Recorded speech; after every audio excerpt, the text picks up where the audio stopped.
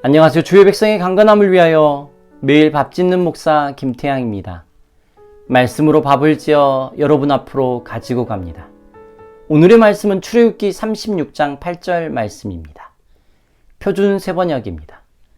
일을 하는 사람들 가운데 기술이 있는 사람은 모두 열폭천으로 성막을 만들었다.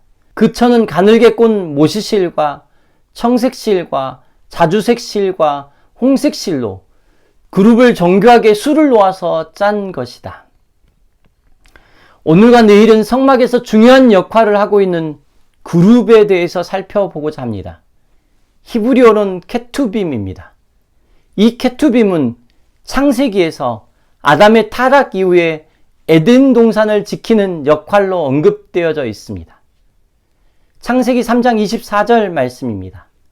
그를 쫓아내신 다음에 에덴 동산의 동쪽에 그룹들을 세우시고 빙빙 도는 불칼을 두셔서 생명나무에 이르는 길을 지키게 하셨다. 창세기 3장에서 케투빔이 그룹이 정확하게 하는 역할이 생명나무에 이르는 길을 막는 것이었습니다. 이유를 이렇게 말하고 있습니다. 생명나무의 열매를 따서 먹고 끝없이 살게 되면 안 되기 때문이다라고 말합니다. 인생이 영원히 사는 길을 막아야 하기 때문이라는 것입니다. 무슨 이유 때문일까요? 죄를 지은 인간을 죽음으로 내치기 위함인가요? 그렇지 않습니다. 인생은 하나님께 죄를 지었습니다. 하나님의 임재 앞에 있을 수 없게 되었습니다. 그 상태로 생명나무의 열매를 먹고 하나님의 약속대로 영원히 살게 된다면요. 그것은 인생에게 저주입니다. 진짜 지옥을 경험하는 것입니다. 케투빔, 그룹은 인생이 주님께 돌아오는 길을 지키는 역할을 맡은 것입니다.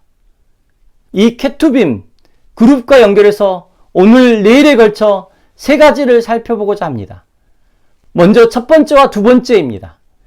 성막을 덮을 휘장과 지성소와 성소를 구분하기 위해 만든 가림막에 수놓아진 그룹입니다. 성막을 덮을 열폭 휘장에 수놓은 것이 그룹입니다. 성막을 덮는 첫 번째 휘장입니다. 그리고 그 위로는 염소털, 순양의 가죽, 그리고 마지막은 해달의 가죽을 덮습니다. 이렇게 성막이 덮여진 데 가장 안쪽에 있는 휘장입니다. 출애굽기 36장 8절입니다. 일을 하는 사람들 가운데 기술이 있는 사람은 모두 열폭천으로 성막을 만들었다. 그 천은 가늘게 꼰 모시실과 청색실과 자주색실과 홍색실로 그룹을 정교하게 수놓아 짠 것이다. 그 수놓아 짠 그룹을 볼 수 있는 것입니다. 가림막에 대한 내용은 출애굽기 36장 35절 말씀입니다. 청색실과 자주색실과 홍색실과 가늘게 꼰 모시실로 휘장을 짜고 그 위에 그룹을 정교하게 수놓았다. 그리고 내일 두 번째로 살펴볼 것은 지성소의 증거궤 위에 있는 속죄판 위에 있는 순금으로 만든 그룹입니다. 이 세 가지의 케투빔, 그룹이 창세기에 나타난 그룹과 동일한 일을 한다고 말씀드리고 싶습니다. 인생이 하나님께 나아가는 길을 지킵니다. 그리고 저주가 아닌 온전한 생명의 길이 무엇인지를 보여줍니다. 그것이 주님과의 만남입니다. 성막이 우리에게 보여주는 의미입니다. 그 주님과의 만남 속에 인생은 어떤 것을 회복해야 하는지 내일 여러분들과 함께 살펴볼 것입니다. 이 시간 다 함께 기도하겠습니다. 하나님, 매 순간 인생의 죄를 짊어지셨습니다.